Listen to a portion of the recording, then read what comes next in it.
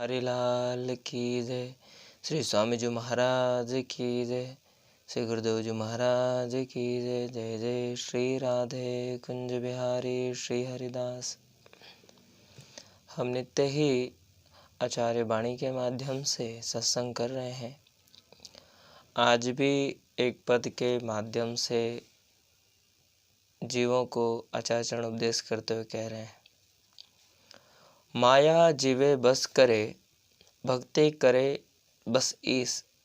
कह रहे हैं कि माया जैसे जीव को अपने वश में करके रखती है, इसी प्रकार जो लोग भक्ति करते हैं, परमात्मा की जो लोग भक्ति करते हैं, भक्ति इसी प्रकार उन परमेश्वर परम प्रभु श्री नित्य बिहारी श्री कुंज बिहारी बिहारी को वश में करके रखती है। तो भक्ति इतनी महान, भक्ति का ऐसा गुण है। आगे कह रहे हैं, भेद बतावे भागवत। कहते हैं कि भागवत इसका भेद बताती है। कैसे? गावे सप्तातीस। गावे सप्तातीस मतलब भागवत में 37 धर्मों का वर्णन किया है कि वो 37 भागवत धर्म मतलब भक्त के 37 धर्म क्या है होने चाहिए। तो वह उन्होंने वहाँ पर बताया है श्रीमद् भागवत में व्यास जी ने।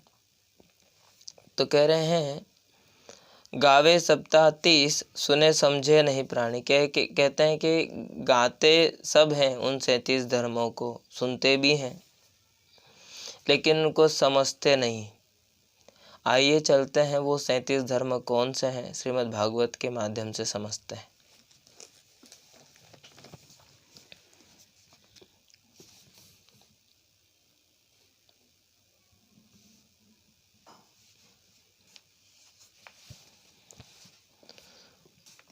श्लोक नंबर 22 से 33 तक जो भागवत धर्म की बात कही है उसकी यहाँ पर अब चर्चा करते हैं। मैं श्लोक नहीं पढ़ रहा हूँ, मैं सीधा अर्थ पढ़ रहा हूँ। कह रहे हैं, जिज्ञासु को चाहिए कि गुरु को ही अपना परम प्रियतम आत्मा और इष्ट देव माने,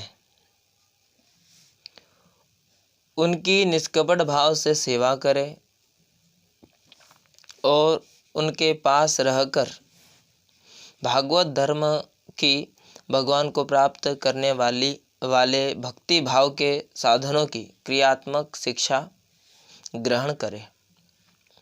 इन्हीं साधनों से सर्वात्मा एवं भक्त को अपने आत्मा का दान करने वाले भगवान प्रसन्न होते हैं। दूसरे श्लोक में कह रहे हैं, 22 में ये बताया, 23 में कहते हैं कि पहले शरीर संतान आदि में मन की अनासक्ति सीखें, फिर भगवान के भक्तों से प्रेम करना चाहिए यह सीखें। इसके पश्चात प्राणियों के प्रति यथा योग्य दया, मैत्री और विनय की निष्कपट भाव से शिक्षा ग्रहण करें। 24 श्लोक में कहते हैं, मिट्टी जल आदि से बाह्य शरीर की पवित्रता, छल कपट आदि के त्याग से भीतर की पवित्रता, अपने धर्म का अनुष्ठान, सहन शक्ति, मौन, स्वाध्याय, सरलता, ब्रह्मचर्य, अहिंसा तथा शीत उष्ण, सुख दुख आदि द्वंद्वों में हर्ष विषाद से रहित होना सीखे। 25वें श्लोक में कहते हैं, सर्वत्र अर्थात समस्त देश काल और वस्तुओं में चैतन्य रूप से आत्मा और नियंता रूप से ईश्वर को देखना एकांत सेवन, यही मेरा घर है ऐसा भाव न रखना। गृहस्थ हो तो पवित्र वस्त्र पहनना और त्यागी हो तो फटे पुराने चिथड़े, जो कुछ प्रारब्ध के अनुसार मिल जाए उसी में संतोष करना सीखे। 26वें श्लोक में कह रहे हैं, भगवान की प्राप्ति का मार्ग बतलाने वाले शास्त्रों में श्रद्धा और दूसरे किसी भी शास्त्र की निंदा नहीं करना। प्राणियों के प्राणायाम के द्वारा, मौन के द्वारा, वाणी का और वासनाहीनता के अभ्यास से कर्मों का संयम करना, सत्य बोलना, इंद्रियों को अपने अपने गोलोकों में स्थिर रखना और मन को कहीं बाहर ना जाने देना सीखें। इंद्रियों को अपने गोलोकों में मतलब जैसे आँख में है, कान कान में, मतलब स्थिर हो जाना, इसको कहते हैं अपने गोलोकों में स्थिर रखें उनका। 27वें श्लोक में कह रहे हैं कि राजन, भगवान की लीलाएं अद्भुत हैं, उनके जन्म, कर्म और गुण दिव्य हैं, साधारण नहीं है। चाहे वो किसी रूप में भगवान आए, चाहे राम रूप में आए, कृष्ण रूप में आए या आदि आदि रूपों में आए, उन्हीं का श्रवण, कीर्तन और ध्यान करना तथा शरीर से जितनी भी चेष्टाएं हो सब भगवान के लिए करना सीखें। 28वें श्लोक में कहते हैं, यज्ञ, दान, तप अथवा जप, सदाचार का पालन और स्त्री, पुत्र, धन, अपना जीवन, प्राण तथा जो कुछ अपने को प्रिय लगता हो सब का सब भगवान के चरणों में निवेदन करना, उन्हें सौंप देना सीखें। 29वें श्लोक में कह रहे हैं, 28वां हो गया, अब 29वें में कह रहे हैं, जिन संतों पुरुषों ने सच्चिदानंद स्वरूप भगवान श्री कृष्ण का, श्री कुंज बिहारी भरणी का, जो भी अपने इष्ट हों, अपने आत्मा और स्वामी के रूप में साक्षात्कार कर लिया हो, उनसे प्रेम और स्थावर जंगम दोनों प्रकार के प्राणियों की सेवा, विशेष करके मनुष्यों में भी परोपकारी सज्जनों की और उनमें भी भगवत प्रेमी संतों की सेवा करना सीखे। 29वें में ये बताया। अब 30वें में बता रहे हैं, भगवान के परम पावन यश के संबंध में ही एक दूसरे से बातचीत करना और इस प्रकार के साधनों का इकट्ठे होकर आपस में प्रेम करना, आपस में संतुष्ट रहना और प्रपंच से निवृत्त होकर आपस में आध्यात्मिक शांति का अनुभव करना सीखें। ये 30वें श्लोक में बताया। आगे कह रहे, राजन, श्री कृष्ण राशि राशि पापों को एक क्षण में भस्म कर देते हैं। सब उन्हीं का स्मरण करें और एक दूसरे को स्मरण करावें। इस प्रकार साधन भक्ति का अनुष्ठान करते करते प्रेम भक्ति का उदय हो जाता है और वे प्रेमोद्वेग से पुलकित शरीर धारण करते हैं। उनके हृदय की बड़ी विलक्षण स्थिति होती है। प्रेम भक्ति का उदय होता है। जब प्रेम भक्ति का उदय होता है तो क्या होता है, वे प्रेमोद्वेग से पुलकित शरीर धारण करते हैं। ये 31वें में बताया। आगे कह रहे हैं, उनके हृदय की बड़ी विलक्षण स्थिति होती है। कभी कभी वे इस प्रकार चिंता करने लगते हैं कि अब तक भगवान नहीं मिले। भक्त की कह रहे हैं, क्या करूं, कहाँ जाऊं, किसे पूछूं, कौन मुझे उनकी प्राप्ति करावे। ये भक्त की स्थिति होती है। इस तरह सोचते सोचते वे रोने लगते हैं। तो कभी भगवान की लीला की स्फूर्ति हो जाने से ऐसा देखकर कि परम ऐश्वर्यशाली भगवान गोपियों के डर से छिपे हुए हैं, खिलखिलाकर हंसने लगते हैं। कभी कभी उनके प्रेम और दर्शन की अनुभूति से आनंद मग्न हो जाते हैं। तो कभी लोकातीत भाव में स्थित होकर भगवान के साथ बातचीत करने लगते हैं। कभी मानो उन्हें सुना रहे हों, इस प्रकार उनके गुणों का गान छेड़ देते हैं। और कभी नाच नाच कर उन्हें रिझाने लगते हैं।